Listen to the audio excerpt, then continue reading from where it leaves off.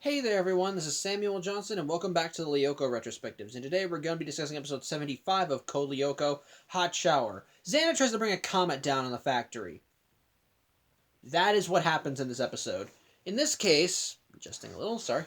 In this case, Xana, essentially, this comet is passing by the Earth, and scientists pretty much. And while it looks like that it poses no actual threat to the planet, there is the world government. The governments of the world do have countermeasures for it should it ever do that. Which in this case is a satellite that will blast at the comet should it get too close, resulting in it being mostly destroyed. Sorry, I just think it looks like crap. Anyway, so it looks like there's nothing to worry about. However, Xana decides to use this as an opportunity. Decides to take advantage of this opportunity, and he activates a tower in Lyoko, taking control of the satellite and blasting at the comet so that its trajectory is altered, and it comes crashing down to Earth. Now, because of what Xana did with it, most of the comet has been mostly destroyed. So it doesn't really pose that a large threat to the planet. However, and even then, most of the stuff that will fall on Earth will most likely won't be enough to cause won't be a danger to life. Most of it will be burned up. However, there's an especially large chunk of the comet that's coming down, and with the way Xana's working and the way Xana blasted at it, it's going to end up crashing directly on top of the factory, destroying the supercomputer and unfortunately most of the surrounding area, which includes the city the factory is in and Caddick Academy. As such, when Jeremy learns this, he alerts the group because at this time the group is actually combing the digital sea in the skid. What they're doing is that they were trying to find some trace on William in the digital sea. Since they're trying to find more ways to get. If they think they can find where Xana is keeping William, then they can use that to find ways to free him in the future. But with the revelation of that Xana is active, they decide they have to hurry up. They have to immediately return to Lyoko. However, once they try and go to like a hub that will teleport them to Lyoko, they end up getting caught in a kind of a web, so to speak. It's a firewall, but yeah, it's a security firewall to keep them out. And it turns out that this was part of Xana's plan. He took advantage. It was essentially just one of those all the stars aligned perfectly type of things. Essentially, not only would destroying the factory cut off the group from being able to interfere with Xana's plans, but because Aelita and the majority of the group is out in the digital sea, if the factory is destroyed, it'll cut them off from being able to be devirtualized, and thus, when the skid eventually runs out of power, they'll be in the digital sea, and Xana will have Aelita, since as we've shown in this season, his goal is to have her thrown into the digital sea. Uh, so yeah, they think this is foolproof. So yeah, for Xana, this is kind of foolproof.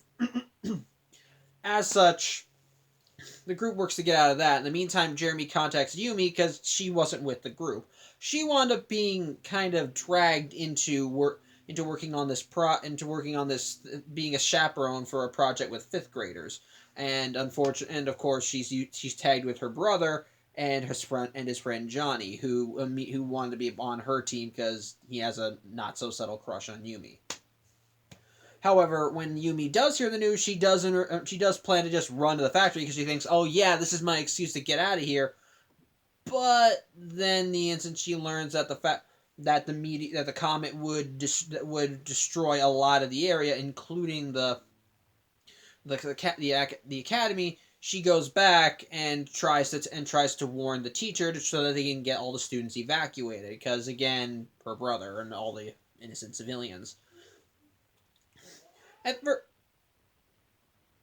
Sorry, hold on a sec.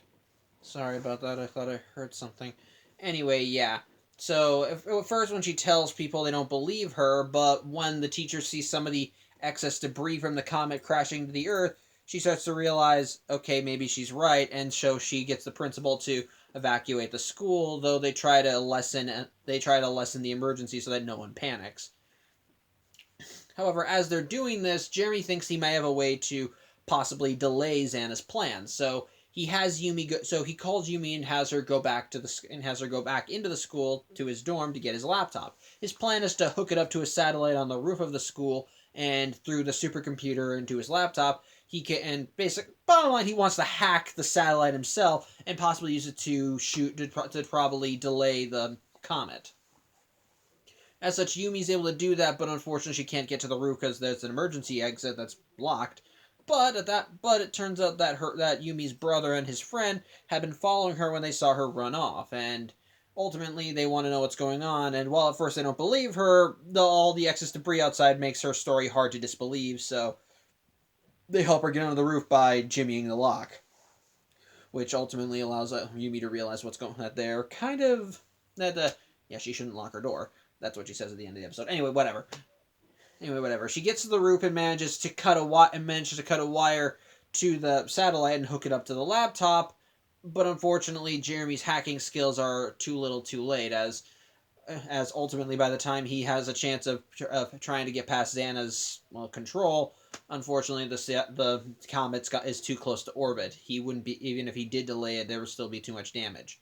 In the meantime, the group does manage to get free from the firewall by taking advantage of a program by pretty much just tricking it and slingshotting out of there.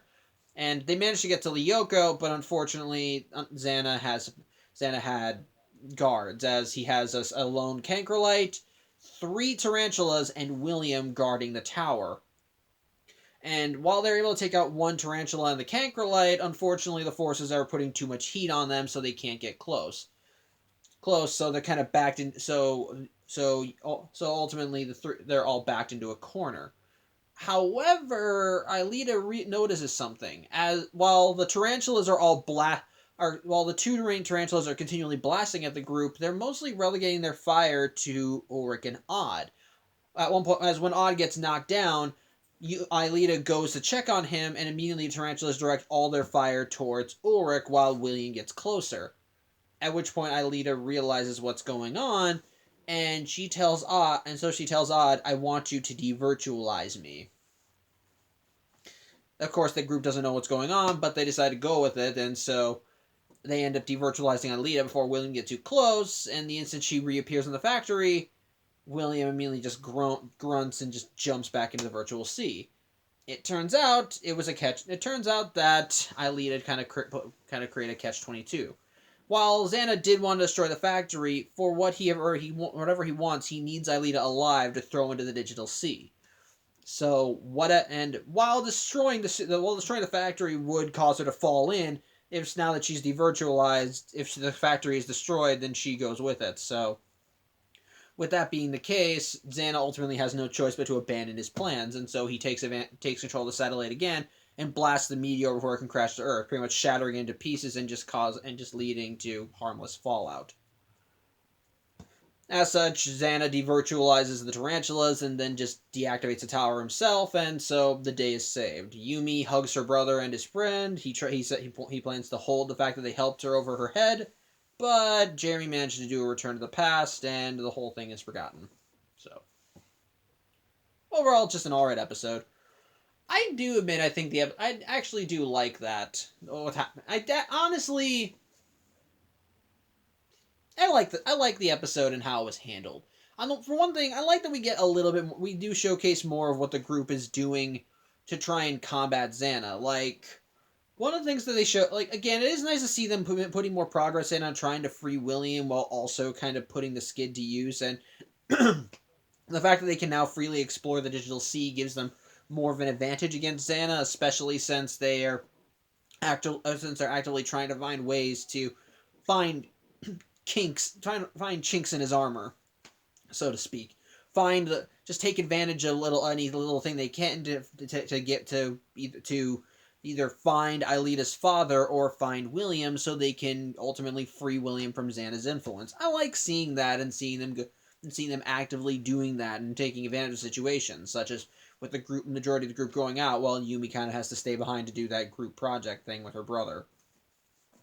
But on top of that, the situation itself is actually it's actually rather terrifying.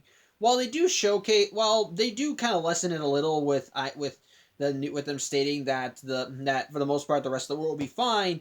there's still going to be a lot of casualties should the comet come to Earth. So it definitely kind of makes it a ticking clock, as you can tell as you feel it getting closer and closer. You see more meteorites falling out of the sky. The camera keeps showing how close this thing is getting, and the more debris that lands, the closer you know it's getting.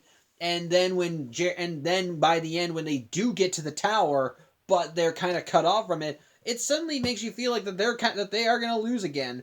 But ultimately, what brings them out on top is Aelita's quick thinking. She realizes that Xana does need her alive to be thrown to the digital sea, so if she goes into the factory, then Xana has no choice but to abandon his plans, which I think that's actually a really creative setup. In this case, they stop the bad guy by intentionally doing something that he would probably never expect. In this case, getting Aelita off the board.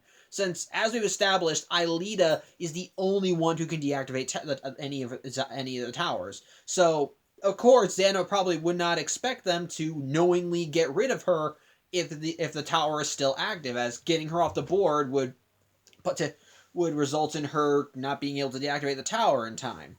But the fact that they did that pretty much forced Xana to stopping, because, well, again, like I said, needs her alive. So he pretty much just said, "Okay, fine, you win. I'll get rid of the comet," which I like that. It's a creative way of solving this scenario, and it utilizes the characters thinking outside the box.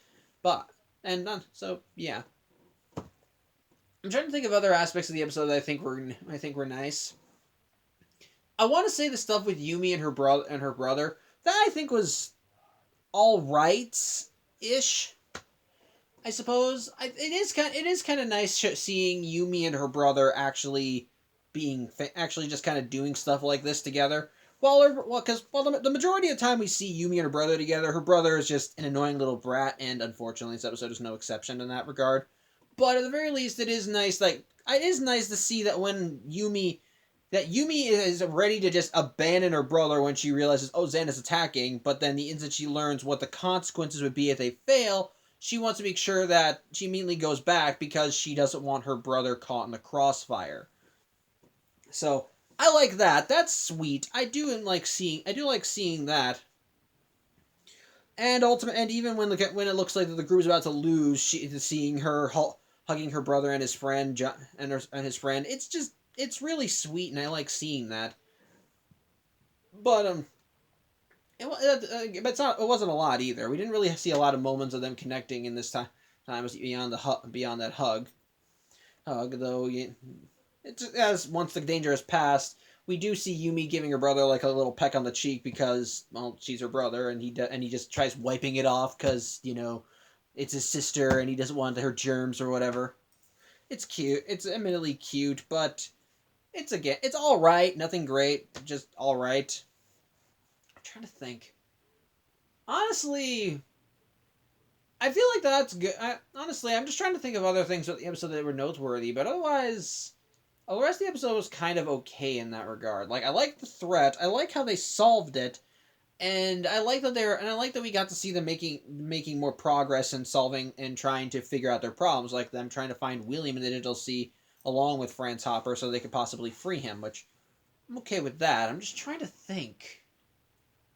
I suppose one other thing that this is mostly just a nitpick at best, because I feel like that maybe the group could have done something to potentially, like, I feel like that maybe Xana could have resorted to somebody else doing that, because in an earlier episode we saw that Xana is willing to throw any Lyoko warrior into the Digital Sea, but I suppose Aelita is the most valuable, and I do know why he wants to throw Aelita into the Digital Sea, so I'm not going to say what it is, so I suppose that Aelita would probably be the best candidate for that, and so odds are Xana wants the maximum amount of success. So I don't know. I just feel like that maybe he could have resorted to using somebody else, but that's possibly a nitpick at best. Otherwise, I guess maybe another thing is that while the idea of the comet is a cool plan, it's not given any more weight than any of Xana's other standard plans of attack. So yeah, there's that. It doesn't feel like it should be. It doesn't feel as big as it should be. But so I think that's another kind of flaw. But Otherwise, the episode itself is still good. Again, the thread is still cool, even if it's not as big as it could be. I like how they resolved it. I like seeing them make more progression. And I do like seeing Yumi and her brother just kind of connecting, no matter how small that is. So, yeah, I don't really have much else to say for this one. It's just see what you get. What you see is what you get. Just a good episode. So, yeah, that's about it. Thank you for watching. I'm Samuel Johnson, and I'll see you next week. Take care.